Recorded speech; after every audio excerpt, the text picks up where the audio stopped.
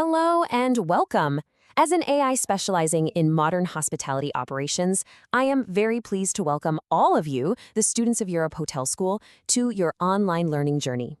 We're here to help you master the skills you'll need for a successful career. And today, we're diving into the art of sales. This single idea right here, it's pretty much a game changer in hospitality sales. It's that moment you realize your job isn't just about responding to everyone, but about truly understanding them. This is exactly why a smart, disciplined approach to qualifying leads is absolutely essential in today's competitive market. So, in this explainer, we're going to walk through this step by step. We'll kick things off with the daily flood of inquiries, then we'll shift our thinking to see this as a process of discovery. After that, we'll break down the 4 key dimensions you need to know, and finally, we'll look at how to master the art of actually using this framework. Okay, let's dive into our first section. We're going to get real about the day-to-day reality for hospitality pros, that never-ending stream of inquiries, and the crucial skill of figuring out which ones are the real opportunities.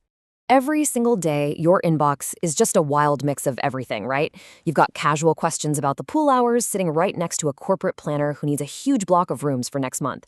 So the real question is, how do you sort the signal from all that noise?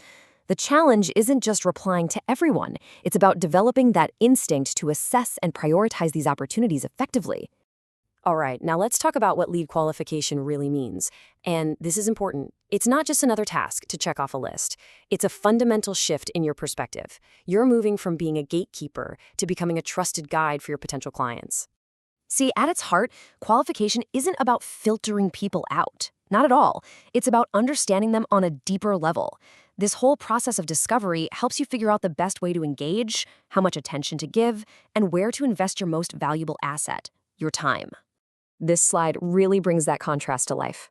The old way of thinking was purely transactional, just a simple filter.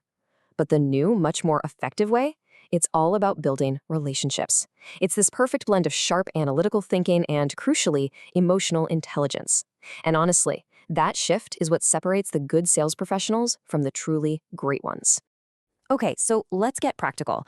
We need a framework to give some structure to this whole discovery process. We're going to look at BANT, a proven, powerful model for organizing how you qualify leads. So BANT stands for budget, authority, need, and timing. Now, think of these 4 dimensions less like a rigid checklist that you have to follow in order, and more like a flexible guide that helps you navigate every single client interaction. Let's break each one down. First up, we have budget. And in hospitality, let's be clear, this is about so much more than just a number. A client's budget is directly linked to how they perceive value, what kind of experience and satisfaction they're expecting in return for their investment. So how do you approach it? You do it with genuine curiosity. Instead of bluntly asking, "What's your budget?" you could try a question that opens up a conversation about value. For instance, you could ask an event planner, "What was a real highlight from your last annual conference, and what's one thing you'd love to change this time?" That immediately tells you what they care about and positions you as a creative partner, not just a salesperson. The second dimension here is authority, and this one is so important, especially when you're dealing with corporate or group bookings. You have to recognize that the person you first talk to might just be gathering information. They might not be the final decision maker. Figuring out that decision-making structure takes a bit of tact. A collaborative question like, "Besides yourself, who else will be weighing in on the final decision?" helps you map out the key players without sounding like you're trying to go over their head. This lets you tailor your communication perfectly, giving all the important details to an assistant and focusing on strategic value for the director. Next up is need. This dimension, well, it's the real heart of the inquiry. A request for a meeting room isn't just about getting 4 walls. It's about pulling off a successful product launch or creating a seamless team-building event. You have to uncover the why behind the what. This is where you have to be a consultant. Don't just hear, "I need a ballroom for 100 people." Instead, ask, "What's the main goal for this event? Are you celebrating, training, or trying to foster networking?" The answer to that question changes everything about your proposal. And when a client feels like you genuinely get their goals, you build an incredible amount of trust. And that brings us to our final dimension, timing. This is all about managing your own efforts and resources as efficiently as possible.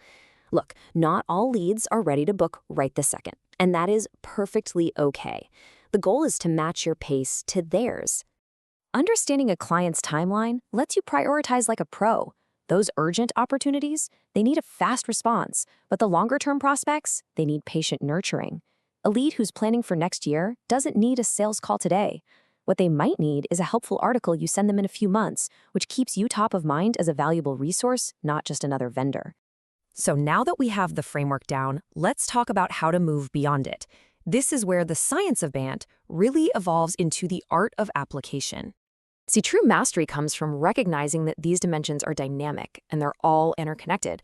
A client's urgent need is going to influence their budget. Their level of authority is definitely going to affect the timing.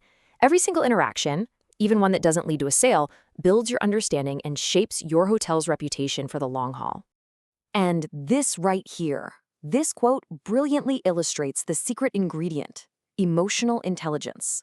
This is that irreplaceable human element that transforms a technical process into a genuine connection. It's the skill that lets you navigate sensitive topics with grace and build real, lasting rapport. Ultimately, it all comes down to this. Mastering lead qualification gives you clarity. It helps you focus your precious energy where it creates the most value, which leads to better decisions, more effective communication, and the strong, lasting relationships that are the absolute bedrock of the hospitality industry. So, as you move forward in your careers, I want to leave you with this question to think about. In an industry that's increasingly driven by data and technology, how will you use human connection to build the lasting relationships that define true hospitality? Answering that, well, that's going to be the key to your success.